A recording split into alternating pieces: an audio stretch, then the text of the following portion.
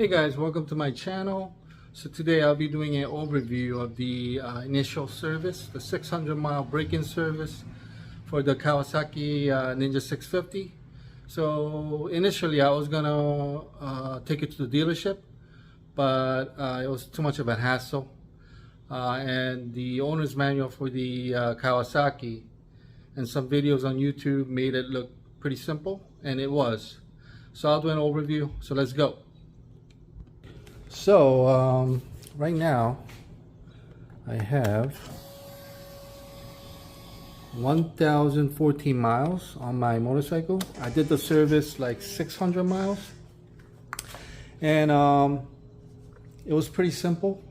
And I ride my motorcycle maybe it's been 2 weeks, so I already have 1,000 miles. So I ride my motorcycle a lot. And I'm not going to be running to the dealership every time I need service. And the, you know, if I lived in Asia or South America where like motorcycles are prevalent, I will never do this at home. I'll just, you know, go down the street, just pop into a shop and get it done right then and there. But in the US, you got to make a reservation, appointment, and then you got to go there. Wait for hours. Sometimes you gotta you know, leave your bike there, and also the cost is like really expensive. I mean, the services that I'm gonna do on this motorcycle at the dealership, I have this dealership where I purchased the motorcycle from, Town and Country Cycle, which is in Northern Jersey, and their prices are very reasonable and they're very good. But if you go to like a bigger dealership, especially in the New York City area, for the initial service, you're going to be paying like at a minimum $250. So I don't think it's worth it, and it's just too much of a hassle. So let's go over like what I need to do for the initial service. So in the back of the owner's manual, you'll see that's a 600-mile service. So the first thing is idle speed. So idle speed is basically the RPMs when it's in idle.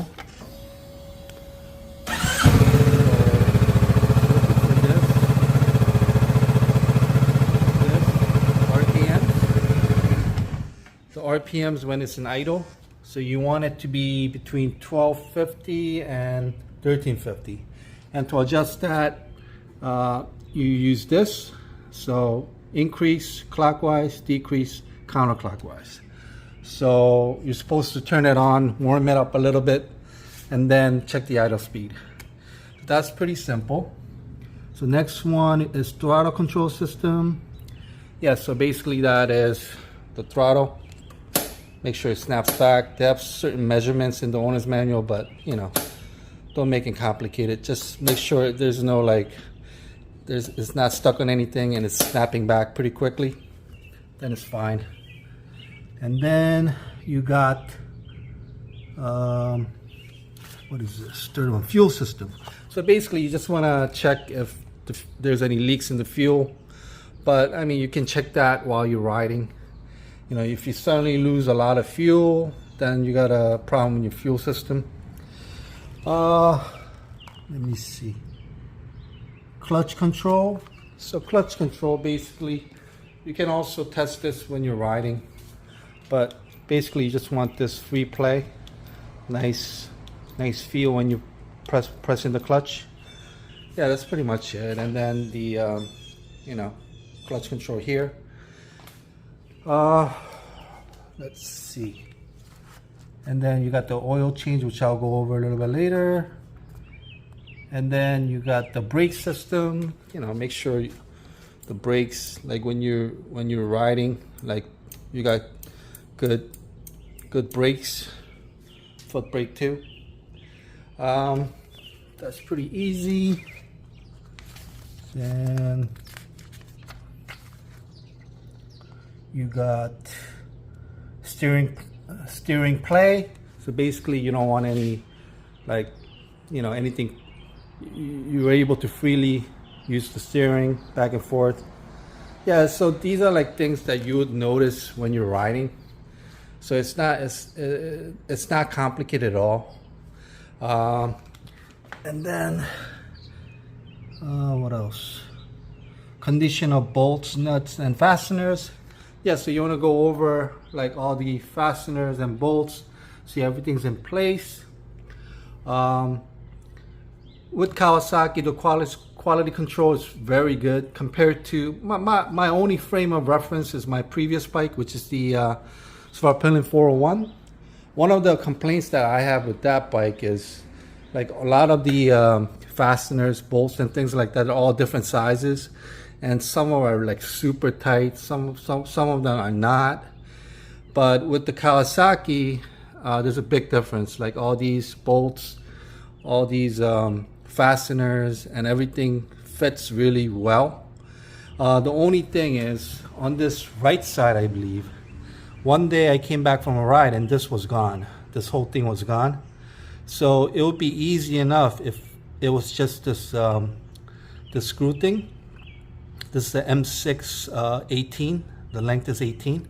But the thing is, it's got like a collar and like a washer, a plastic washer that you can't find the size for. So I had to order this from a eBay seller that sells Kawasaki genuine parts, and I got that and I replaced it. So just look out for this. And this is a common thing on Ninjas. A lot of them I saw on Google that they lose this, and they actually use Loctite. But I don't want to use Loctite because I have to remove this for like, you know, oil changes and stuff. So I don't want to Loctite it, and also I don't want to Loctite a piece where it's supposed to kind of flex a little bit when you're riding. So before I missed the cooling system check. So basically what you do is the operating temperature for the motorcycle is like 220 or under. So if it goes above 220, then you got some problem with the cooling system. Basically you want to check the coolant level if it's between full and low. Right now mine is like over here, so everything should be fine. So that's for the cooling system, but no big deal. But otherwise, quality control, excellent. Everything snaps back together. Now let's go to the oil change. So for the oil change, what you need obviously is the oil. You need a 10W40, 2 quarts, and the bike takes 1.9 quarts. So this is what I have left over from the first oil change. And you need a filter, and that's the official filter, 16097-0008. So if you buy a kit, I got this from the dealer, like that was closer to me. They give you this washer, and this is the official washer. Now if you get this kit from Amazon, everything's the same except the washer is like a little thinner, it's like cheaper. So I got it, just remember that when you buy from Amazon. But I got this from the dealership, so I got this. You also probably need a torque wrench. It's not necessary, but it's good to have for not just the oil change, for everything else on a motorcycle. Now, torque wrenches are very expensive at Lowe's and Home Depot and other places. But this is from Harbor Freight, and it was only $19.99. So very cheap and very easy to use. And I got this plier, oil filter plier, also from Harbor Freight. Yeah, you'll need this if the oil filter somehow is really tight and you can't get it off with your hand. But only use it for taking off the oil filter, because the teeth will get into the oil filter and puncture it. And you'll need a ratchet with the extender probably, and this is a 17. And you need a Phillips head, screwdriver, and you'll need a 4mm Allen head. And also you'll probably need a oil pan. This is from Harbor Freight. So basically you open this and then you put it underneath the bike, and when this all fills up, you take it to a recycle center to recycle. But you don't need this. You can have like, you can use like a plastic bowl, whatever. But this convenience, really cheap. It's also from Harbor Freight. Now if you look here, I got it on a stand. It makes everything much easier. It's not necessary, but if you have a sport bike or any motorcycle, I think you should get a stand. And Kawasaki makes it real easy. There's a M8 M8 screw bolt right here, where you can get M8 like spool from Amazon or anywhere, and just screw it in and get any stand, and you can get the bike up on a stand. And let's see, oh, this is not related to the oil change or anything, it's just for cleaning the front wheel. You can get this from Harbor Freight also. A lot of motorcycle like tools and stuff like that, you can get it from Harbor Freight if you're in the US. They got some good stuff. Okay, so for the oil change, the first thing, like if you see YouTube videos on oil changes, a lot of people, they loosen this and loosen this and just make it loose on both sides, and then they try to get in there and do it because they don't want to take this off for some reason. Taking this off is really easy, and if you don't take this off, no matter how careful you are, you're gonna get oil all over the place. You're gonna make a mess. So why even go through that when taking this off is so easy? So in order to take this off, there's a push fastener right in the middle underneath here. You press in, you pull out, and then you got this. You on either side, there's like a place you put a flathead in, and you pull out, this comes out, and this becomes loose. And then you take out this on both sides, and this will be loose on both sides. And then you take a Phillips head screwdriver. On the right side, which is the other side, there's two Phillips head. You undo it, and this comes off on the other side. So you go to the other side, and you undo like 4 Phillips on this side, and this comes off. And you put it to the side, and you got a good working area.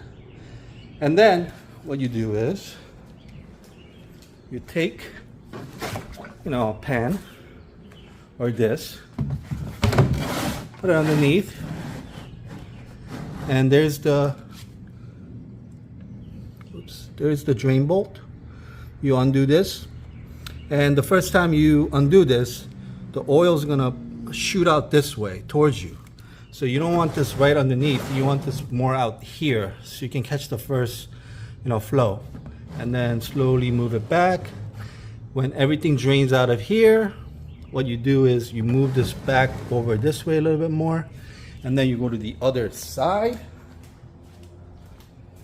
and then the oil filter is over here in there. It's hard to see with this on there, but this will be off. And then use the plier, and then you undo the oil filter and unscrew it, and you drain the rest of the oil from there.